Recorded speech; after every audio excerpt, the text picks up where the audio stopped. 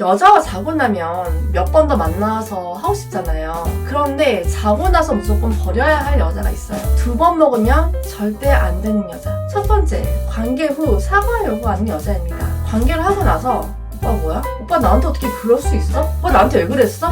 이런 식으로 사과를 요구하는 여자들이 있어요. 이때 남자들은 상황을 무마하기 위해서 미안해 사과를 하시는데 절대 사과하시면 안 돼요. 전에 영상으로 올려드렸었는데 관계 후에 여자가 남자를 고소를 했어요. 남자분이 관계 전후를 다 녹음을 했고 공중 화장실에서 관계를 해서 그 앞뒤 정황이 CCTV에 담겨 있었거든요. 관계 후에 대화도 나누고 여자분이 손을 들어 인사도 하고 여자분이 남자분을 먼저 껴안는 모습도 있었어요. 그리고 녹음 말에는 남자분이 내가 너랑 하는 게 싫었어. 물었을 때 여자분이 정확하게 아니라고 했거든요. 근데도 남자분이 유죄를 받았는데 카카오톡으로 술을 마셔서 그랬어 미안해. 라고 사과한 것이 피해자가 관계를 하는 것에 동의하지 않은 결정적 근거라고 판단했거든요. 그리고 실제로 합의하에 관계 후 여자가 앙심을 품고 고소를 하기 전에 가장 먼저 하는 게 미안하다라는 사과를 받는 거예요. 요즘은 여자들이 고소하기 전에 변호사 상담도 미리 받는데요. 변호사들이 미안하다 사과를 받는 걸 가장 먼저 시키거든요. 왜냐하면 미안하다라는 사과는 피해자가 관계를 하는 것에 동의하지 않은 결정적 근거가 되기 때문이죠. 그래서 관계 후 사과를 요구한 여자라면 사과도 하지 마시고 2번 다시 만나시면 안 돼요. 그리고 관계할 때마다 앞뒤 정황을 녹음하는 것은 필수입니다.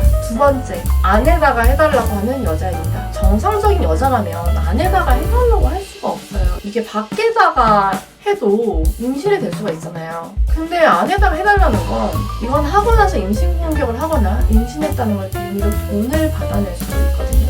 전성조가 관계를 가진 남성들에게 임신했다고 속여 수억 대의 돈을 실제로 뜯어냈다고 합니다. 또 배우 이진욱 씨가 합의하에 관계 후 고소를 당했었는데요. 그때 여자가 이진욱 씨에게 집에 물건을 붙여달라고 구후에 가슴이 노출된 야한 의상을 입고 있었고 이진욱 씨에게 먼저 키스하며 스킨십을 했고요. 그렇게 관계 도중 여자가 아내다가 해달라고 해서 이진욱 씨가 이건 좀 아니다 싶어가지고 관계를 중단했다고 합니다. 그리고 나서 며칠간 연락이 안 되던 도중 경찰로부터 고소장 접수됐다는 통보를 받았는데요. 다행히도 이진욱 씨는 합의된 관계였다고 인터뷰를 하고 경찰 조사를 받았고요. 무혐의를 받았어요. 여자분은 무고죄로 징역을 받았습니다. 그래서 이 여자분도 처음부터 이진욱 씨에게 계획적으로 접근을 했거든요.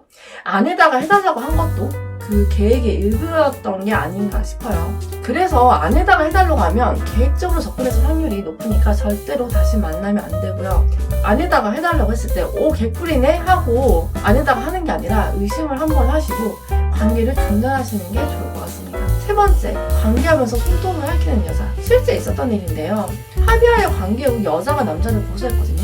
관계 중에 일부러 손톱으로 핥히더래요. 그냥 흥분해서 그런가 보다 했는데 나중에는 그게 반항했다는 증거가 될 수 있다고 해서 무서워서 2천만 원 주고 합의했다고 합니다. 저는 아무리 흥분해도 긁은 적은 없는데 관계 중에 여자가 흥분해서 잡아 끌다가 핥히는 경우가 있다고 하더라고요. 근데 이게 일부러 핥히는 느낌이 들면은 뭔가 계획이 있는 거기 때문에 다시 만나지 않으셔야 되고요. 관계 전에 나는 좀 피부가 예민해서 등 핥히면 너무 힘드니까 흥분해서 뭔가 잡아 끌고 싶을 때는 내 몸 말고 침대 시트나 차라리 머리카락을 잡아 뜯어달라고 말을 하시고요. 말을 했는데도 불구하고 뭐 등이나 몸을 핥힌다? 이거는 계획의 일부인 거죠. 그래서 여자와 관계를 했는데 이 3가지 특징을 본 여자라면 너무너무 아쉽지만 저도 그 마음을 이해하지만 2번은 절대 먹지 마세요. 화이팅!